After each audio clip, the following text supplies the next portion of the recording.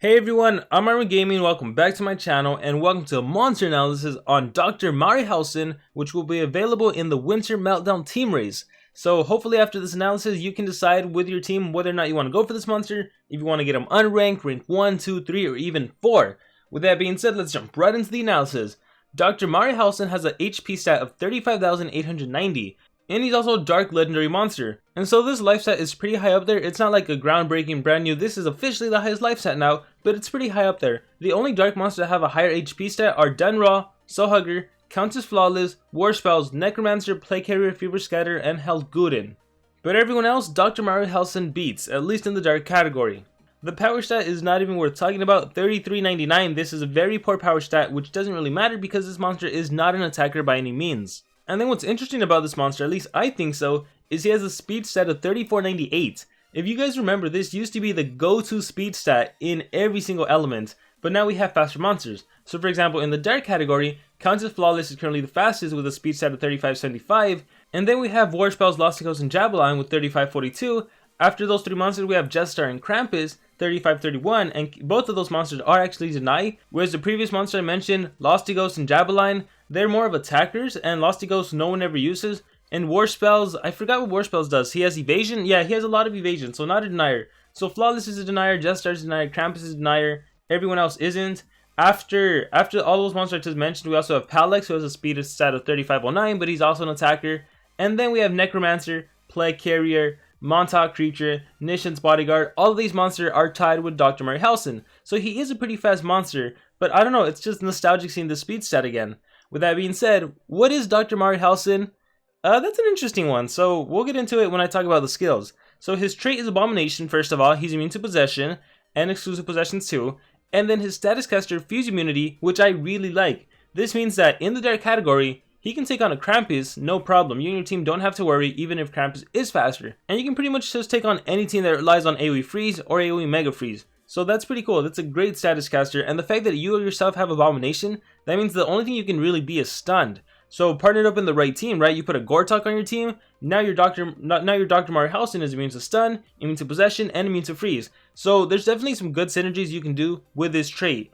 I mean, he's the perfect Kihaku counter himself, right? If Kihaku attacks you, you can't get possessed and you can't get frozen. He's perfect for Kihaku, and again, it's just about the team synergies, the combinations. If you're facing a Kihaku and you happen to have War Master Necromancer, well now your team is immune to freeze and immune to possession, your whole team. So I like the trait. The trait is amazing. In terms of relics, you can hold the Amulet Relic and the Essence Relic, two really good relics for this monster. With the Amulet and Essence Relics, you have access to a lot of healing relics for yourself and your team, and then with the Essence specifically, you also have access to Uriel's Essence, which will revive your Dr. Marihelson if he dies. And in terms of the books, he's in the Winter book, the Superheroes book, and the Undead book. And I would say there's definitely some competition in those books. Typically when we have the Superhero book, this is when the enemy has a Charmless on defense, so you always need to put your Marquise on defense, your Faraday on defense. And then in the Undead category, there's just a bunch of revivers that you typically want to run.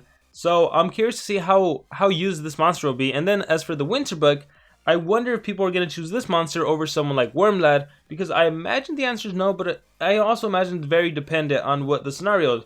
With that being said, let's jump into the skills. So starting things off with a little radiations from skills group 1, 50% chance of applying poison to all enemies. I'm definitely not a fan of it considering it's so hard to land 50% chance skills, especially when every single monster has Harden Plus. Alright, let's continue. Ionizing Radiation applies double healing to our allies, applies double healing to our enemies. So you might be wondering, okay, the double healing to your team is nice, but why might he want to double heal his enemies? Let's continue. Uranium 235 deals moderate dark damage to an enemy, 50% chance of applying stun, 50% chance of applying poison, 50% chance of applying curse. So with a skill like this, you're most likely going to land something. You have a stun, you have a poison, you have a curse. It's a skill that does a lot, and it's a skill that we are definitely not going to run because we have something to look forward to in skills group 3. So let us continue. Radiation Shower deals moderate dark damage to an enemy, applies poison. So this is just a standard AoE poison that just single targets an enemy in terms of damage. We have Mutant Genesis deals moderate special damage to enemies, applies reverse healing to our enemies, requires cooldown. Here it is. Reverse healing to our enemies. So any HP that the enemy recovers, they're actually going to get damaged. So for example, if a monster was to heal by 50%, instead of healing by 50%, he'll lose 50% of his HP. So what I love about reverse healing, and I'm hoping, like I really like what Dr. Marihelson is going for, and I hope this is something we see with the upcoming meta. I just hope we see it better. But with the reverse healing, like this is something I've always liked about General Altus's pet. General Altus's pet can also do reverse healing and he can heal the enemy. Dr. Marihelson does the same.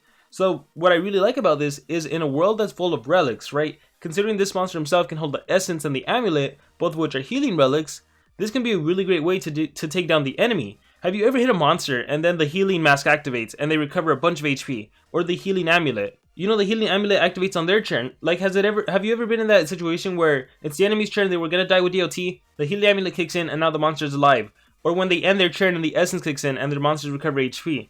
So reverse healing is awesome. It's something I can definitely see being more powerful in the upcoming meta. And with that being said, also realize that this combos really well with radiation from skills group 1, ionizing radiation, because it gives your team double healing, which is a huge plus, and it applies double healing to the enemies. So in a situation where a monster was to recover 50k HP, they're not going to recover 100k HP, but thanks to reverse healing, they're not going to lose 100k HP. So I really like what this monster's going for, but let's continue. I'll just leave it at that. Let's continue. We have KCM 137, deals heavy dark damage to one enemy, applies stun to one enemy, 50% chance of applying poison, 50% chance of curse, requires cooldown. So I actually really like this skill. It's 50 damage, has a 1 turn cooldown. I like that it's an immobilizing skill in terms of stun. So it's kind of cool that if you were to fight another Dr. Mari, you'd be able to stun him because he's not immune to stun. So you stun and you have a 50% chance to poison and curse. The reason I like this skill, you actually have an AoE version skills group 3, but the reason I like this skill a lot is because the dodge area trait is becoming a lot more prevalent. You're seeing it a lot more, and in the dark category, you know, you have Helguden. So if you're gonna use an AoE, it's obviously not gonna land on that monster. So you're gonna have to single target, and this monster has the tools in his arsenal to use it. So I really appreciate that he has this skill. Moving on over to skills group 3, we have Radon Bath, deals heavy dark damage to one enemy, heals allies by 40%. So if you happen to have your double healing, that healing becomes 80%, which is awesome. If you don't have it, 40% is still quite significant. It does, however, have a 3 turn cooldown. We have Haymans, which heals all enemies by 30% and heals all allies by 30%. So this might actually be like your go-to skill, considering it only has a 1 turn cooldown. You heal your team and you damage the enemy if they have reverse healing. Otherwise, you're just healing the enemy for free, which is a huge downside, right? Like, what happens if you don't land reverse healing on all of the enemy monsters? What if you land it on one of them? What if you only land it on 2 of them? And you do the skill, one of them is still going to be healed. What if you do land the reverse healing, but then the enemy just clears it with a remove negative effects? So I really like what it's going for, but there are some definite issues with the little combo right here. And then we also have Radio Kazium, which deals moderate dark damage to enemies, applies stun, and 50% chance of poison and curse, so the AoE version of skills group 2. So overall, once again, I really like what the monster is going for. I like the reverse healing aspect. I think it can do really, really well. One of the complaints I've seen about this monster already, and it's kind of the first thing you notice, right? You need 1 turn to apply double healing to the enemy, you need another turn to apply reverse healing, and then you need another turn to actually heal the enemy. You need to utilize 3 full turns to actually complete that combo. And while I do see that, I also don't necessarily think it's needed. Again, I love what it's going for. I really enjoy it. But I also think this monster might be useful just for the AoE stun aspect. And that's iffy considering stun isn't that relevant in the current game. Well, it is relevant, but it's just hard to rely on it, right? So that's why I said earlier on, I don't know if this monster is someone you'd want to give 3 speed. Yeah, he's not the fastest monster in the dark category, but with his trait and the fact that he does stun, you could give him 3 speed. If he's partnered up with the Charizard, you know, with True Vision, the stun will land, even the poison and the curse will land, and then you can utilize everything else. So there is that aspect. He could also be a team speed holder in which he has a stun in his arsenal, he has healing in his arsenal, he has reverse healing in his arsenal. That's how I think I would run him, as a team speed holder. So I can stun when I need him to, and I can heal my allies and apply reverse healing to the enemy. So once again, going back to the combo, yeah, you need to do radiation for double healing, and then you need to do mutant genesis for the reverse healing, and then finally you can do Haymans to actually heal the enemy and damage them by 60%. You could do that. You could also just apply reverse healing and then heal them and take away 30% of their HP. Or I think honestly, instead of just trying to start the game off with that whole entire combo, just start the game off with reverse healing. And again, keep in mind that you're going up against monsters that have healing skills. You're going up against relics. I think that's the important thing. Instead of thinking that you need to do this combo to take away 60% of monster HP, no, keep in mind you have teammates on your team. You have relics and heal when the enemy is below 75% HP. 50% HP is very common. So apply that reverse healing. Have your attacker attack the enemy. Drop them below 50%. Have that healing mask activate, that healing amulet activate, and then the reverse healing does the work and kills the monster. I think that's how this monster is best utilized. Use ionizing radiation to give your team double healing to work with your relics, specifically your essence relic, your amulet relics. Okay, heal when you need to. Okay, use radon baths when you need to heal your allies by 40%. maybe partner up this monster with a Tomb's Pet and figure something out you can do, something nifty you can do. So I will say this monster, for a 2019 monster, he seems very, very underwhelming, and I would even go as far as to say he's definitely overwhelming. This is a monster I could see a year ago, but in the current meta, I don't think he really stands up to the other monsters. But that being said, I really love what he's going for, and I hope Social Point figures out a way to make this a lot more usable. You know, one simple solution is just to apply the double healing and the reverse healing at the same time. Another way would just be to make sure that reverse healing can actually land, like if it's 100% guaranteed land, so maybe a monster that has true vision and reverse healing, or maybe if we can have a monster that can apply reverse healing and then preventing the enemy from doing a positive effect removal. So there's definitely all these different things you can do in terms of partner synergy, partner up with someone that can do cooldowns activated so they can't easily remove negative effects. You know, there's a lot of things.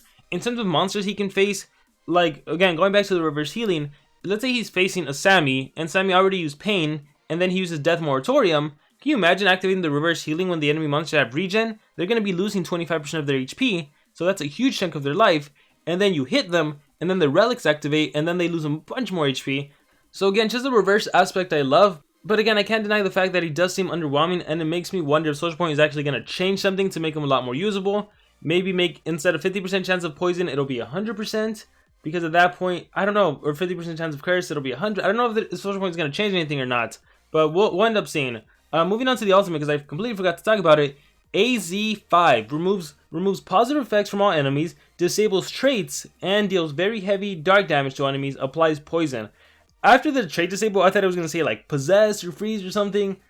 Well, at least you remove positive effects and you trait disable, and then dark damage and poison. It's iffy. The trait disable is nice. The trait disable is nice. Removing positive effects and trait disabling is very nice. But yeah, with that being said, that is going to be my full analysis on Dr. Marihelson. I love the name. I love the trait. I love the relics, and I definitely love his concept. I just don't know how usable he is in the current meta. But until we get him, we won't really know. But with that being said, that has been a monster analysis on Dr. Marihelson. Now I want to hear from all of you guys. Let me know in the comments below, what do you think about this monster? And also let me know, what improvements would you make to make this monster a lot more usable in the current meta? Thank you very much, and I will see you all next time.